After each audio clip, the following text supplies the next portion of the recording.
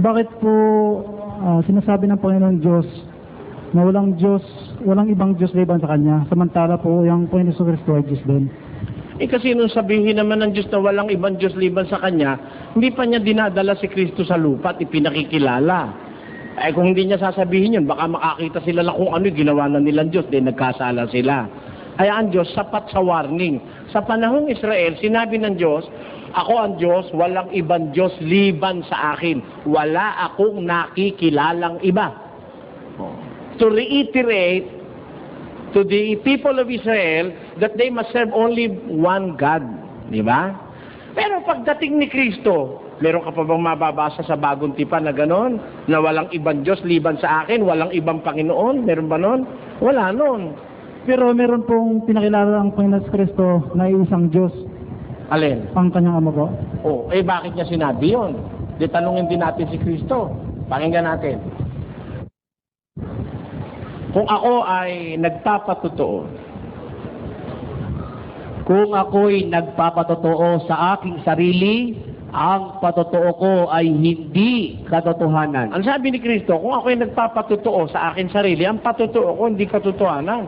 Kasi may magpapatotoo sa kanya, hindi naman siya dapat magpatotoo sa sarili niya. No? Sino magpapatotoo sa kanya? Unang Juan 5:9. Kung tinatanggap natin ang patotoo ng mga tao, ay lalong dakila ang patotoo ng Diyos. Bakit? Sapagkat ito ang patotoo ng Diyos tungkol sa Kanyang anak. Ang Diyos ang nagpapatotoo sa kanyang anak. Ang anak naman nagpapatotoo sa ama. Kaya two-way yan eh. Ha? Kaya kung ang mababasa mo, yung sinasabi ni Jesus Christ, ang patototohanan niya, yung ama niya. Sabi niya, makilala ka nila na iisang Diyos na tunay. Nakatingala siya sa langit nun. Talaga naman, iisa lang ang Diyos na tunay sa langit. Nung sabihin niya, nakatingala siya. Ano?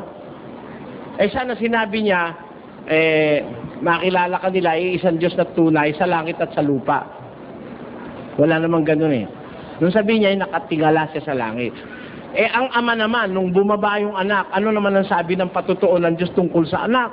1:8 ng Ebreo. Ngunit tungkol sa anak ay sinabi, Ano sabi ng ama tungkol sa anak? ang iyong luklukan o Diyos ay magpakilanman. Kita mo, yung anak niya, tinatawag ng ama na Diyos. Kaya yung anak, Diyos yun. Ang nagpapatunay na siya Diyos, yung ama niya. Ito namang anak, pinapatunayan niya, yung tatay niya, Diyos. At hindi naman kontradiksyon. Bakit? Yung ama ay Diyos, yung anak mo na may tao. Saan ka nakakita ang ama ay kalabaw, ang anak ay kambing? Siyempre, ang ama ay Diyos, yung anak Diyos. Ang iglesia ni Kristo lang naman ang matigas ang ulo dahil Maraming salamat po. biro mo yung ama ay Diyos yung anak ay tao. Imposible yun na ang ama ay Diyos ang anak ay tao. Ngayon, pipilosopuhin ka ng pastor. Bakit? Hindi ba tayo, mga anak din tayo ng Diyos? O tayo ba kay Diyos? Sabi ng mga pastor, Naririnig ko nga po. ganito naman yon, sagot ko ron. Tayo ba hindi ba tayo anak ng Diyos? Tama, mga anak tayo ng Diyos, pero hindi bugtong. Adopted lang tayo. Pero yung bugtong, mismong siya nanganak, ang Diyos nga mismo nanganak kay Kristo Ang alam mo ba yung ipinanganak ni Maria, yung katawan tao, yun ang pinanganak ni Maria. Pero yung pagiging kalagayang Diyos ni Kristo, yung ama mismo nanganak doon. Na ang sabi naman ng Muslim, hindi raw nanganganak ang Diyos. Basahin natin sa Biblia. Yung mismong Diyos ang nanganak Kaya nga bugtong na anak Basa. Sapagkat kanino nga sa mga anghel, sinabi niya kailanman. Pinagsabihan ba siya nito kailanman sa mga anghel? Ano ang sabi niya kay Kristo? Ikaw ay aking anak. Ikaw ay aking ipinanganak ngayon. Thou art my son. This day I have begotten thee. Kita mo, ikaw ay aking ipinanganak. Siya mismo nanganak ang Diyos. Sabi ng Muslim, hindi raw pwedeng manganak ang Diyos. Sinong sabi sa'yo? Ikaw, tao ka lang, ginawa ka ng Diyos, pwede kang manganak. Yung pang gumawa sa'yo, hindi pwedeng manganak. Lalaki ikaw yun. Ano pakialam mo? Bakit babae lang ba pwedeng manganak? Hindi, isipin mo, yung seahorse, yung kabayong dagat, yung seahorse, yung lalaki nun, yun ang nanganganak, hindi yung babae. Akala lang iba pag nanganganak, babae, no?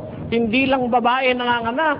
Yung mga one-celled plants and animals, hindi naman babae, hindi naman lalaki, nanganganak din eh. By asexual reproduction. Ganon din ang Diyos. Pwede siya manganak. Ang katunayan nga, ipinanganak niya yung bugtong niyang anak. Ba? Akala ng mga iba, babae raw nanganak. Unang-unang nanganganak ang lalaki, no? Maraming salamat po. Teka muna, wag. Naniniwala ka bang unang-unang nanganganak ang lalaki? Oh. Gusto mo babasahin ko sa Biblia? Oh, 7:5.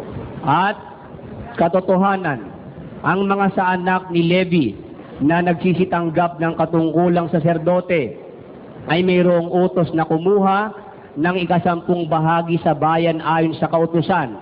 Sa makatwid ay sa kanilang mga kapatid. Bagamat ang mga ito ay nagsilabas sa mga balakang ni Abraham. Kita mo, yung mga sacerdotes Levitas, lumabas sa balakang ni Abraham. Oh, sino unang nanganak? Pagka nagtalik yung tatay mo't nanay mo, o nanay mo. Oh, tamo. Kaya, sasabihin lalaki, hindi nanganganak. Napaka-bobo nung magsasabi mo. Maraming salamat po.